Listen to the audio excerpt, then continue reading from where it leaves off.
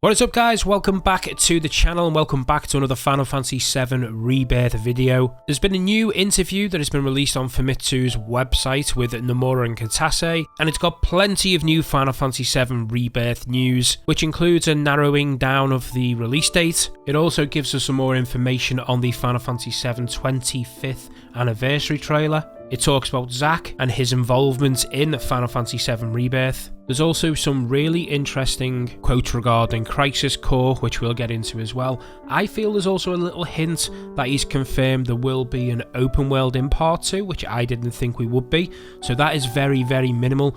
But I think they may just have confirmed that in some capacity. And there's plenty more which we're going to get into straight away. Anyway, if you do like today's video, don't forget to hit that like button for me, as it will help out the channel. And also, if you haven't done so already, hit that subscribe button for more Final Fantasy VII content. And with that being said, let's mosey. So yeah, as I said at the top of the video, Nomura and Kitase have sat down with Famitsu and given an interview, obviously on, the fallout of the 25th anniversary trailer, and maybe giving us a bit more hints of things that we can expect in the future for Final Fantasy VII Rebirth. All quotes today are coming from Audrey over on Twitter. If you don't know her, she is the translation goddess that gives us, the creators, plenty of information to talk about with you, the community. So big thanks and a big shout out to her. If you haven't done so already, go and follow her over on Twitter. Firstly, the interviewer asked a question about the compilation as a whole, and will there be any other remakes for the likes of Deja Cerberus, which Nomura confirmed unfortunately there won't be. So if there's any of the fan base out there hoping that we get Deja Cerberus remastered or a remake, it's not going to happen. Nomura says our staff really wanted to do a remaster of Deja Cerberus as well as Before Crisis, but after taking into consideration the cost of doing so, we do not have plans at this time. We wanted them to show up in Final Fantasy VII Intergrade because we wanted all of the Final Fantasy VII titles to be connected with a common world. They also appeared in very formidable bosses, so that's why we decided on that. So yeah, unfortunately, we're not going to be getting a remake of Deja Cerberus. The next key point I picked up on was a question asked about Cloud and Sephiroth walking together in that scene from Cloud's flashback from the 25th anniversary trailer. Nomura said yes, that is correct due to some rules regarding what info we can show. The UI has a portion that was turned off. This made people think that it was a new scene. I just wanted to clear this up. Now, I was a little bit confused by this one because, to be honest, I thought everybody knew that this was from the flashback. Even the interviewer says this is a scene from Cloud's flashback, right? Like, he didn't know it was from the flashback. I just assumed everybody knew it was from the flashback. But an interesting point I took from this is he talks about part of the UI being turned off. So this would be like the character information at the bottom of the screen, maybe. Maybe that would show that you controlling Sephiroth at this point. I don't know. Or maybe he's just talking maybe about the, the world map or the HUD in the top right corner we usually see. May give off a bit more than they'd like to, because the next question the interviewer asks, in that scene with Sephiroth, you can see that the distance to the destination is quite far. It seems like the maps are extremely huge. Nomura says he can't talk about that much yet, but it is very vast, and Kitase adds, which I think this may be the first hint at an open world in Part 2, as I hope you can also recall the original as well. Once you left Midgar, you had the feeling of, well, where do I go now? Now, firstly, just before we move on to why I think that may be hinting at open world, there was another question asked by the interviewer. The interviewer says, Sephiroth joined your party and fights with you in the flashback. Will that happen again? And Nomura says, please wait for more information regarding that. So you never know, we may be getting some more Sephiroth action, controlling him. That would be pretty cool. Obviously, he mentions the UI earlier on. Maybe they did want to show you certain battle mechanics while you're in that particular cutscene.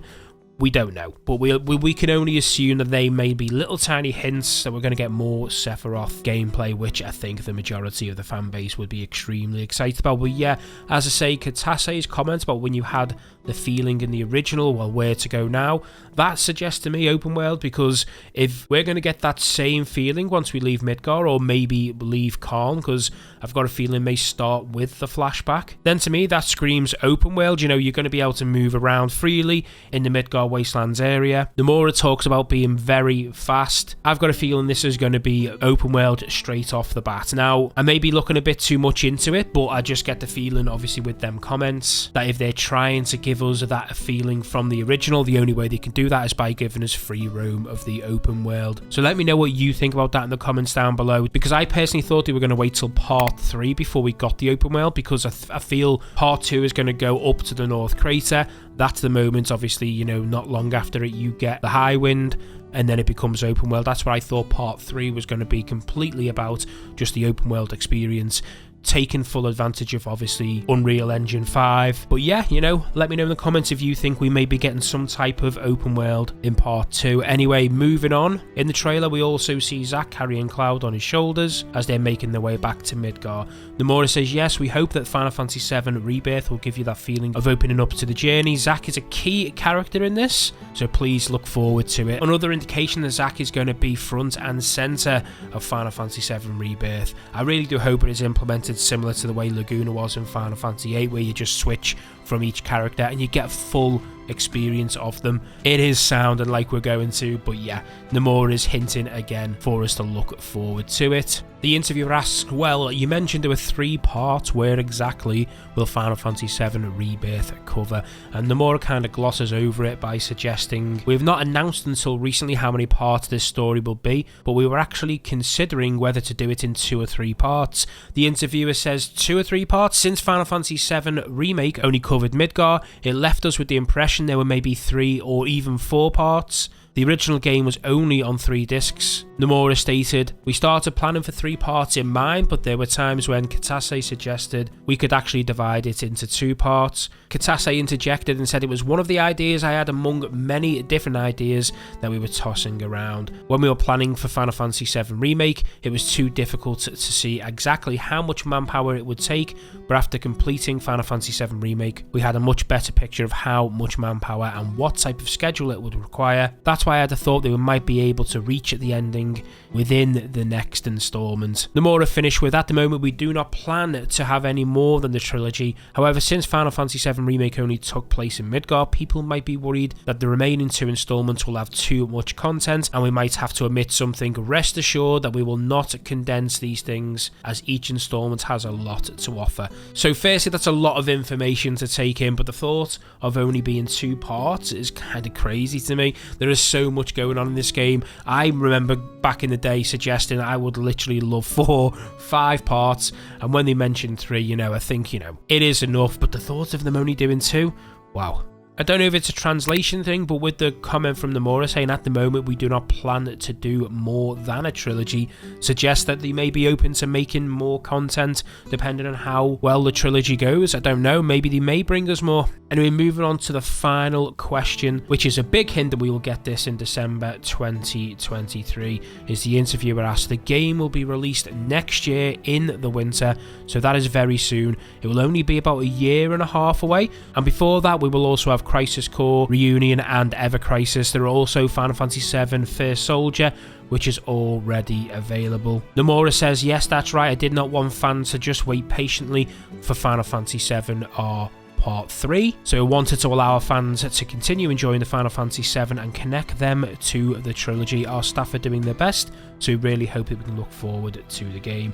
Kitase, finished with the basic part of Final Fantasy VII Rebirth, has been completed, and right now we're in the mass production phase. We're making great progress in the game, so please wait a bit longer. So I was a bit unsure how Audrey came to the conclusion that this will be a December 2023 release, so I asked her over on Twitter, and she added, so for the people confused about the December 2023 release date, this interview was posted on the 7th of July. The interviewer says the release of this game is next year, which is approximately 1.5 years away, so this would make the time schedule for the release date to be around December 2023, and Nomura did say that's correct. correct when the interviewer asked about the game releasing within a year and a half. And if you actually do the math, a year and a half, obviously 18 months from now, is actually the end of December, it is actually January. But the interviewer does state, you know, within that time frame. So yeah, you know, we may be getting a December 2023 release date. I think we're all kind of alluding to that point now. So this is just a further point that that is a possibility. Anyway, from the whole interview,